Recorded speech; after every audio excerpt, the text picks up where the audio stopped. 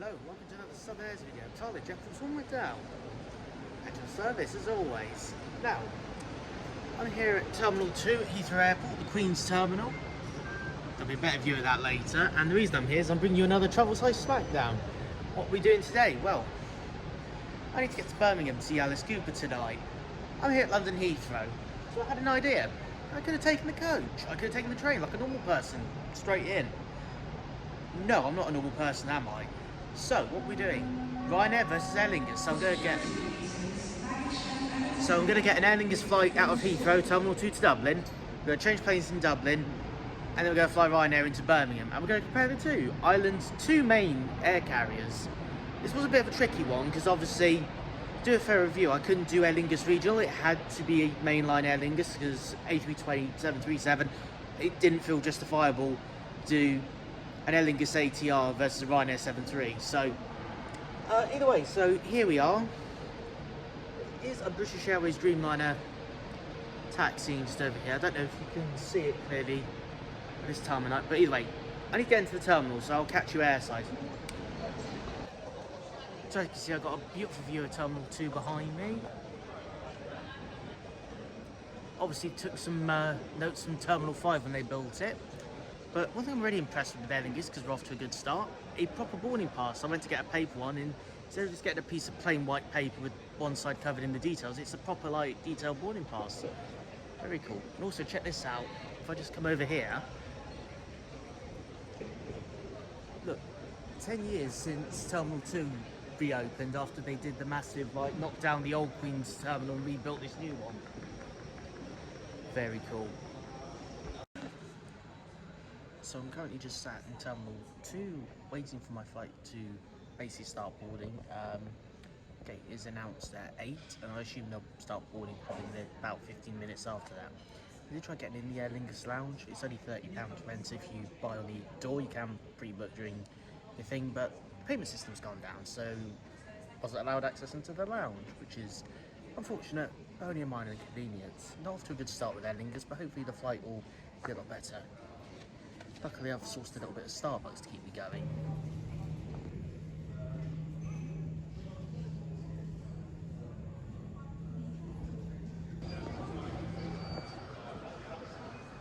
Flight number 1 of 2, here's my ride. Aer Lingus A320neo. One of the XS7 planes that was meant to have gone to Russia that's now in the Aer Lingus fleet. Aer Lingus got a good deal on them. So yeah, it's time to get going. I'll see you on the plane.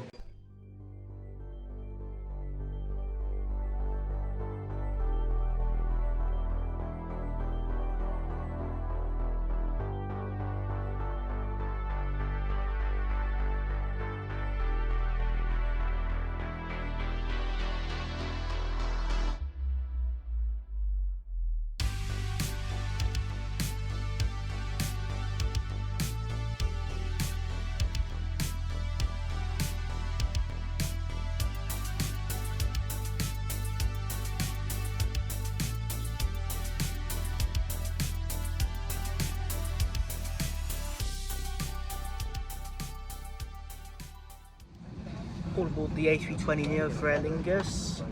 It's really modern, swanky overhead vents, and as you saw earlier, just down here there's a USB charger for USB-C and USB charge, which is really good.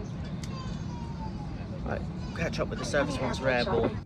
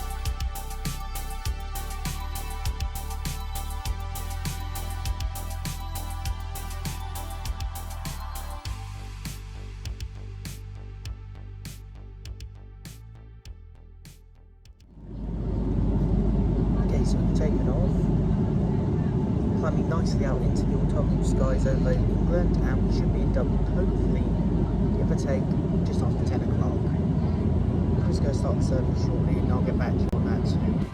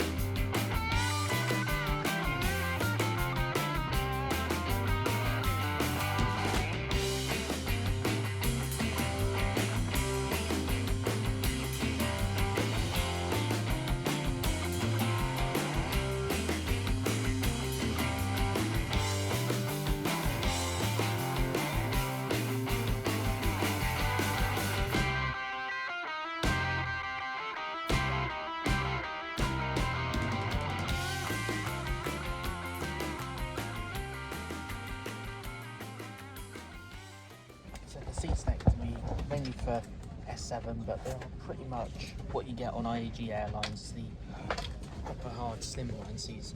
We're recommended for like a 2 or 3 hour flight, but for the 1 hour hop to Dublin, not too bad. Not very comfy, but not bad either.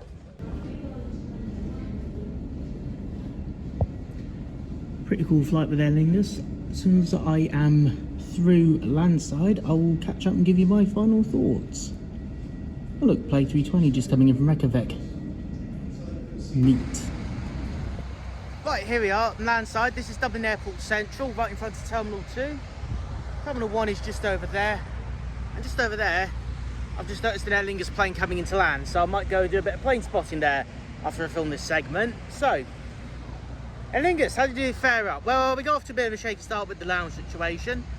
Aer Lingus has this offer at Heathrow where you can pay 30 quid to enter their lounge, if you're flying Aer Lingus but not necessarily travelling with status or a business class ticket. And their system was down, so I couldn't enter. But obviously, first world problem, I'm not going to mark him down too much on that. And the flight attendant wasn't happy that I put my GoPro on the window. Actually, I would like to ask though, flight attendants or aviation workers in general, what is the official ruling with GoPros on the window? Does it vary airline to airline? Does it vary country to country? Or just subject to which cabin crew you get? Because 90 to 95% of the flights I've done, GoPro on the window, not an issue unless you sat at the emergency exit row. But that's different. I wasn't in the exit row as you saw. But no, the seat wasn't too bad. It was a bit rough because obviously it's one of those viewing seats that S7 was going to use before you know, the sanctions against Russia and IAG buying that plane and transferring it to their Aer Lingus subsidiary. So if you fly on an A320neo, not the 321neo, but the 320neo, some, if not most of them, are ex-S7 planes that should have gone to Russia, but they ended up with Aer Lingus because of the sanctions. IAG snapped them up at a good price. overall, Aer Lingus was pretty good. That breakfast wrap was, as with the coffee, although I got a bad feeling that the barista, Mitch, is not going to be very happy with me for that wrap. But nonetheless, I thought it was delicious and great for the 1 hour flight I did. And it was only about €8 to have that with a hot drink. I chose a coffee, but you could have tea or something else. Oh, looks like something's about to land. And no, I think I've missed it. Anyway, enough of me waffling. I'm off to go watch some planes, and then in a couple of hours I've got to get Ryanair, and we're going to see how Ryanair fares against Aer Lingus. Catch you later. Ryanair versus Aer Lingus. Why didn't I think of that? Anyway, whilst we're here, don't forget to like and subscribe.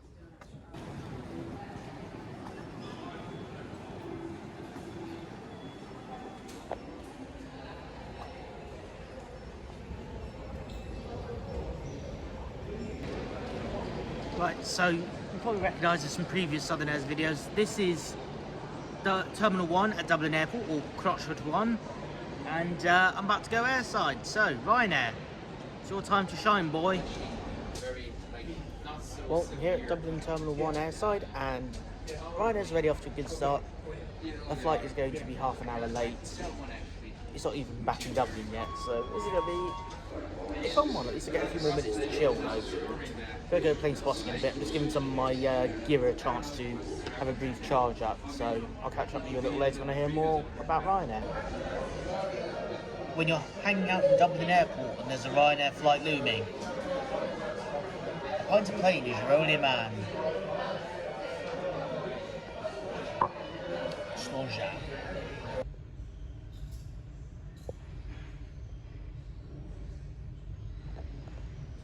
Right, so my flight is still half an hour late. I need to get over to these gates over here, as my gate is 103 apparently, subject to any further changes. Ryanair still hasn't declared what aeroplane I'm going to be getting, so it could be anything from a Max 200 to a Malta Air 737 to Ryanair UK, or just a normal box standard Ryanair. It'd be nice if we could get a Max on this flight, but I think it's just going to be a standard 738 like this lot over here. I will update you as soon as I find something out. Please proceed to gate 306. Check out that advert. Boy, hasn't Ryanair come a long way. Right, quick update. Flight from Birmingham's finally landed. Got a Birmingham-based 737. It's not even taxied up yet. As you can see behind me, they are starting to board. Typical Ryanair.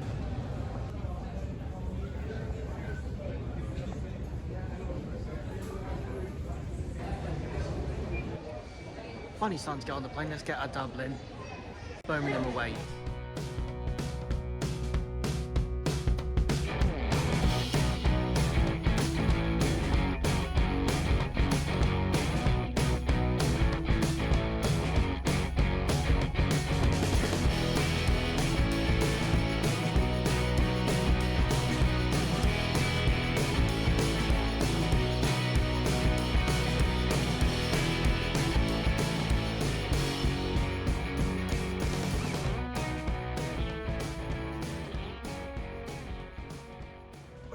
Made it on the Ryanair 73, got the old cabin with the updated seats. Ladies and gentlemen, you're really welcome to this Ryanair flight FR60. Like I said earlier, all on board. Still a few more passengers boarding, and then hopefully we'll be off to Birmingham. Should be nice and short, just like the London Heathrow to Dublin, what I did earlier.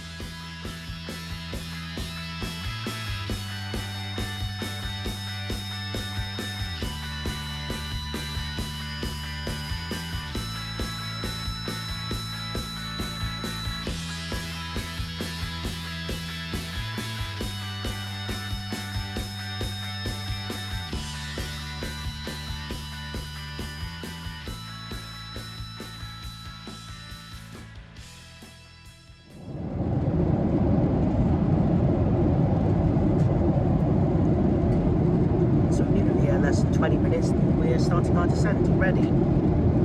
Very short flight, no time for a little review, but with the power of editing and archive footage, here's a Ryanair little review from the previous video.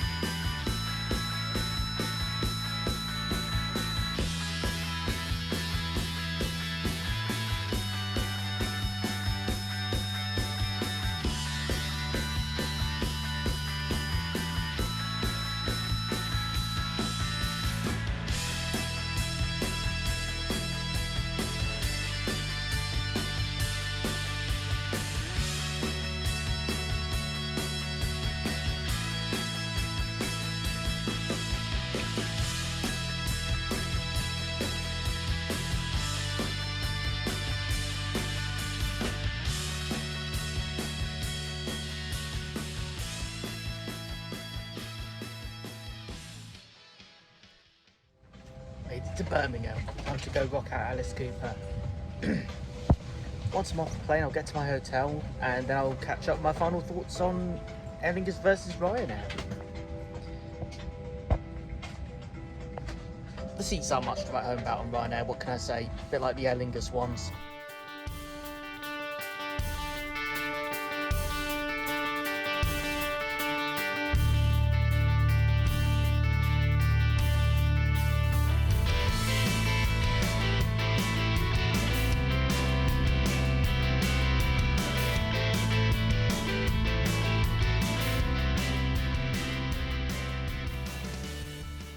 Hello there.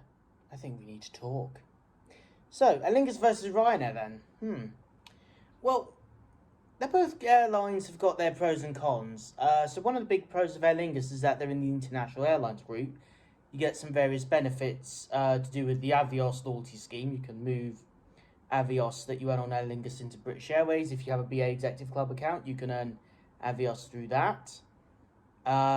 Aer Lingus tends to fly out of more mainstream airports like Heathrow, and they tend to have pretty good timings, regular timings, as well as a decent network across the UK, Europe, and connections onwards into North America, where you can do pre-clearance. I need to try Aer Lingus long haul to make a good opinion of their long haul product, but compared to Ryanair on the short haul, they're really, on the hard product, the main deal, there really isn't a lot going for it, I hate to say. It's literally just an expensive version of Ryanair, with a slightly scaled back buy on board service. There's really, the only difference is one says Aer Lingus, the other says Ryanair, and I think Aer Lingus is really, I know in the mid-2000s they had to adapt to survive, and that was the business model they went. They were going to go with a low-cost operation, short haul, but they were going to continue the legacy on long haul. But considering Aer Lingus is normally more expensive to fly on average compared to Ryanair, especially on similar routes, unless Aer Lingus has a sale on or something, I really think, in terms of value for the product, Ryanair is the superior airline. Although, when things go wrong, Aer Lingus is probably more likely going to be helping you. You get more rewards flying Aer Lingus with their loyalty scheme, whereas with Ryanair, it's a cheap flight. It's like comparing Sainsbury's and Tesco to Lidl and Aldi kind of analogy. I think one of the biggest things Aer Lingus could do to maybe improve their product would be maybe look at having basic drinks for free, like tea, coffee, water. I think that would kind of try and give them a bit of a premium edge, similar to what BA's been doing recently, and some other airlines like Scandinavian Airlines perform, and Lufthansa recently introduced. But if I had to weigh up the pros and cons, price and all that, I think in the battle of Ryanair versus Aer Lingus, this one goes to Ryanair, despite the fact that the Ryanair flight was 30 minutes delayed. But it was a fair flight, and the best airline came out on top in this review. I hope you enjoyed watching this Southernairs travel-size Smackdown. I'm Jett Force 1, as always at your service. The others hopefully will be featuring in more videos shortly. We have been filming together and apart because obviously life commitments as we're getting older. All of us, our 20s, are pushing up the daisies, but safe travels, and you will see more of us. We don't all have the same t-shirt for a reason now, do we? Goodbye.